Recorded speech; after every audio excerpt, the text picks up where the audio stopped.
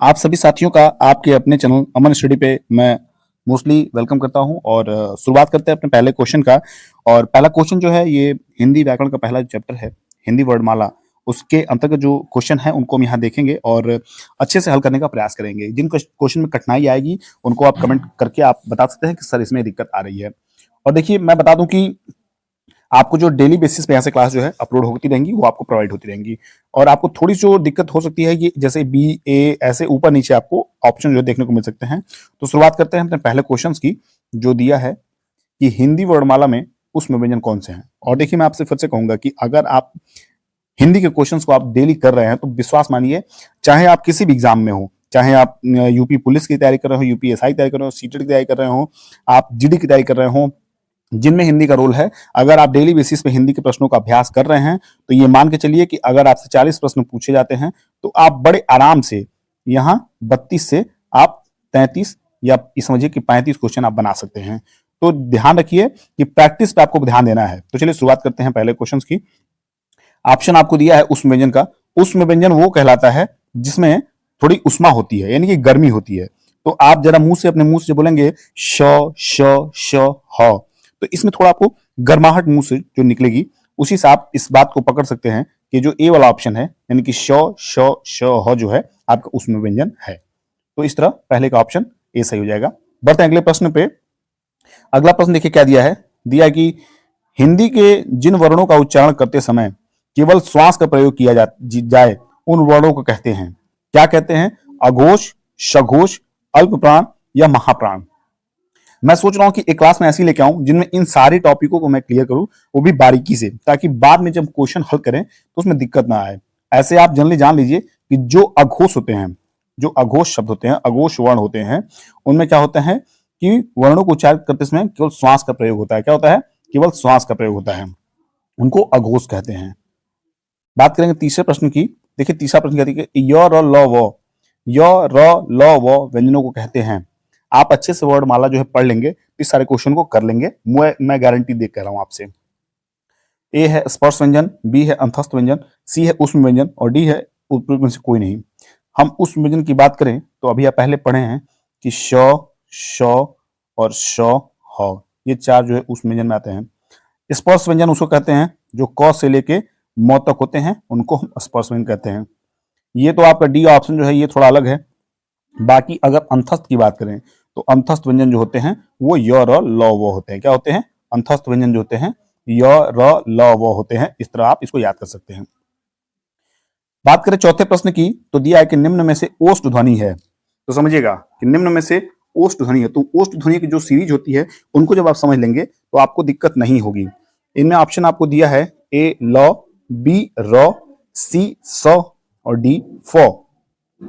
तो जो आपकी जो ओष्ठ ध्वनि होती है वो होती है प, फ, ब, भ और म। तो जो आखिरी सीरीज होती है समझिएगा, यानी कि जो स्पर्श व्यंजन में जो क से शुरू होती है और यहाँ म तक आती है, तो उसमें जो आखिरी जो सीरीज होती है प, फ, ब, भ, म, ये ओष्ठ ध्वनियां होती है। क्या होती है? ओष्ठ ध्वनियां। तो ओष्ठ ध्वनियां जरा मैच करिएगा, आपको फ ही मिल रहा है, इसलिए जो डी ऑप्शन है ये राइट हो जाएगा। फिर बात करें, देखिए हिंदी में दिया है कि पांचवा, वॉवेल को हिंदी में कहते हैं।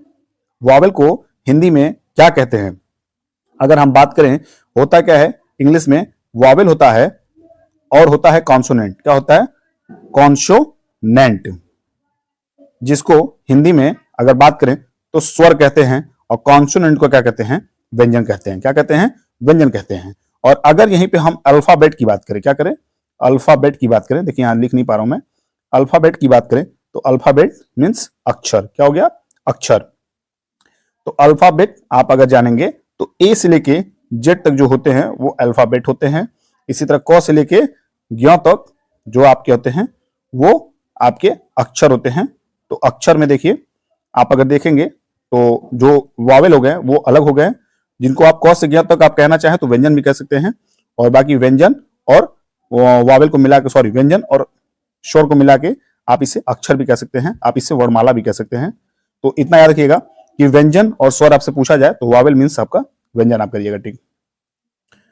छठे की बात करें तो छठा दिया है कि जिन शब्दों के अंत में अ आता है। क्या आता है? जिन शब्दों के अंत में अ आता है उन्हें क्या कहते हैं। देखिए ऐसे प्रश्न आपसे जरूर पूछे जाएंगे। अब विश्वास मानिए कि अगर आप प्रैक्टिस नहीं किए रहेंगे तो आप इन प्रश्नों को नहीं कर पाएंगे, इसलिए मैं बड़े आराम से करवा रहा हूं।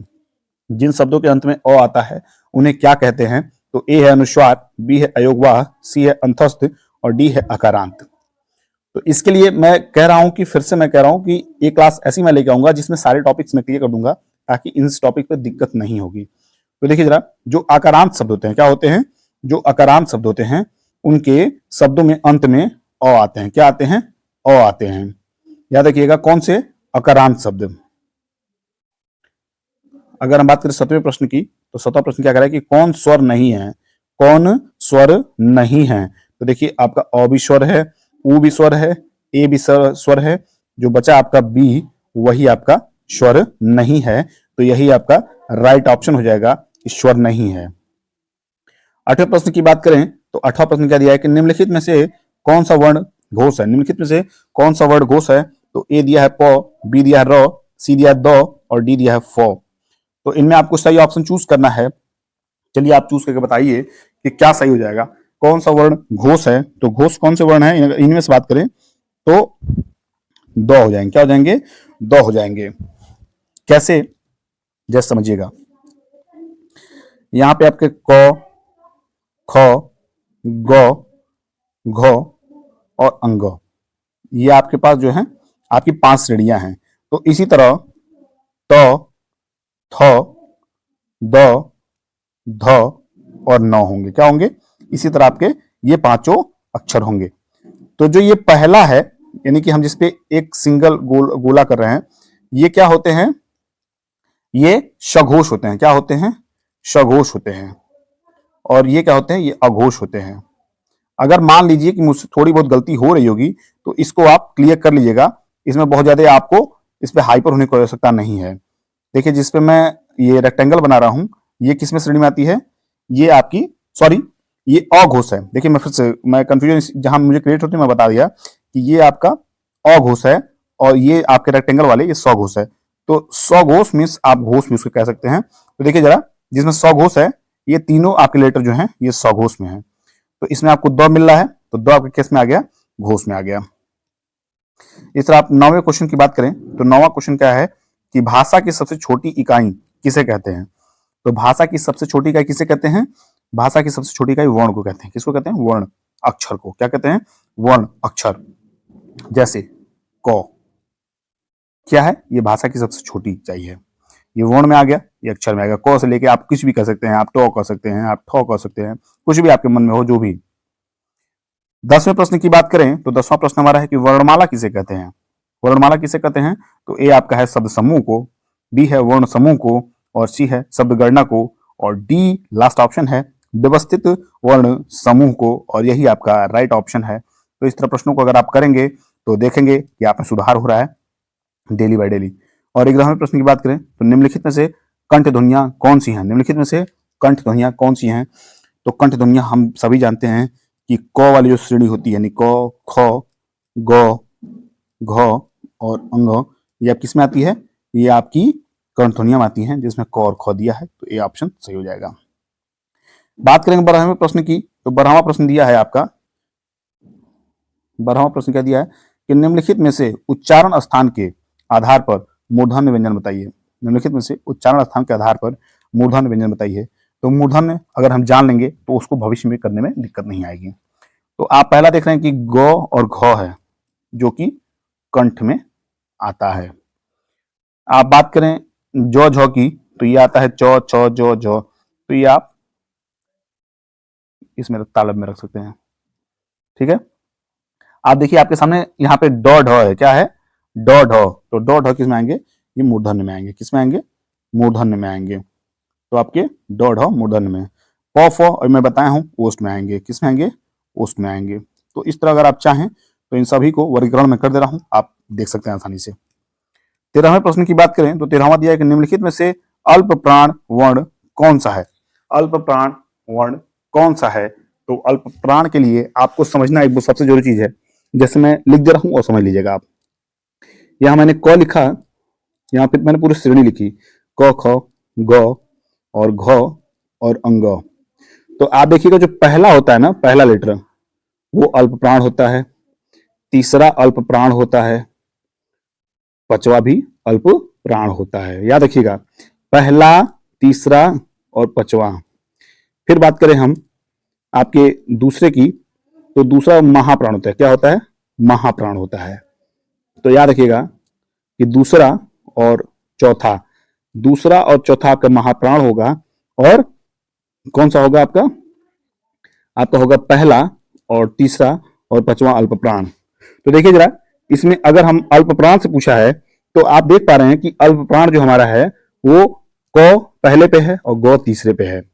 अगर आप देखिए अ और आ, यानी कि ये पहला है और ये दूसरा है। ये देखिए, ये पहला है, ये तीसरा है। देखिए त थ, यहाँ पे तो थ है, ये दूसरा है, और ये ध है, ये चौथा है। ये देखिए दूसरा है प फ ब भ, ठीक है, ये भी चौथा है। तो आप अगर देख रहे हैं तो ये महाप्राण और इसमें जो है अल्प प्राण और महाप्राण दोनों हैं। लेकिन बात जब हम बी की करेंगे तो बी में केवल अल्प प्राण है। तो इस तरह प्रश्न करेंगे तो जीवन में आपको दिक्कत नहीं आएगी, गारंटी मेरी है। 14वें प्रश्न की बात करें तो दिया है कि निम्नलिखित शब्दों में से नवीन विकसित ध्वनियां कौन सी हैं? निम्नलिखित शब्दों में से नवीन विकसित ध्वनियां कौन सी हैं? तो ए है ख। देखिए ख के नीचे बिंदु लगा है और यहां भी बिंदी लगेगा। क्या लगेगा? यहां बिंदी लगेगा। अब आप ऑप्शन क्लियर कर लीजिएगा कि कौन से ऑप्शन आपके सही हैं। देखिए ऊ तो नहीं है, ए ओ भी नहीं है, शो भी नहीं है। आपकी नवीन विकसित ध्वनियां जो है, नवीन विकसित ध्वनियां जो है, इट मीन्स जो है आपका सेंस है कि जो बाहर से ली गई हो, जो आगत हो, उनको आप नवीन विकसित ध्वनियां कह सकते हैं। यानी कि जो वर्णमाला बनाते समय बाद में ली गई हो, उनको आप नवीन विकसित ध्वनियां कह सकते हैं। तो ये जो ख और गौ है, इसको आप, ये बाहर से लिया गया है, इसलिए ये नवीन विकसित ध्वनियों की श्रेणी में है। 15वें प्रश्न की बात करें तो दिया है निम्नलिखित में से कौन सा घोष वर्ण है? क्या है? निम्नलिखित में से कौन सा घोष वर्ण है? ए है ख, बी है च, सी है म और डी है छ। तो आपको देखना है बारीकी से और उत्तर आपको देना है। तो घोष वर्ण कौन सा है? प है। देखिए मैं बताया था म है यहाँ पे, प, फ, ब, भ और म। मैं इनमें बताया था आपको कि ये अघोष है। क्या है? ये अघोष है और आपका ये स्वघोष है। तो स्वघोष में आपका म है यहाँ पे। आप देखिए ख जो है दूसरे पे है, च आपका अघोष है और च छ ये भी आपका दूसरे में आ रहा है। ये देखिए आप मैं श्रेणी दो और ये प फ ब भ म ये पांचवें पे है और छ जो है आपका दूसरे पे है। तो जो पांचवा नंबर पे आ रहा है म, ये आपका सघोष होगा, यानी कि घोष। फिर बात करें 16वें नंबर की, तो 16वां नंबर दिया है कि निम्नलिखित में से एक वर्ण व्यंजन नहीं है। निम्नलिखित में से एक जो है वर्ण व्यंजन नहीं है, यानी कि वो स्वर है। क्या है? एक जो वर्ण है वो व्यंजन नहीं है, इसका मतलब है कि वो स्वर है। और स्वर कौन सा है? देखिए ऊ जो है आपका, ये स्वर व्यंजन है। तो दिमाग खोल के चलेंगे तो प्रश्न गलत नहीं होंगे। पेपर हॉल में आपको जो ध्यान देने वाली बात है वो ये है कि आपको अपने दिमाग को एकदम खोल के रखना है, बंद नहीं करना है।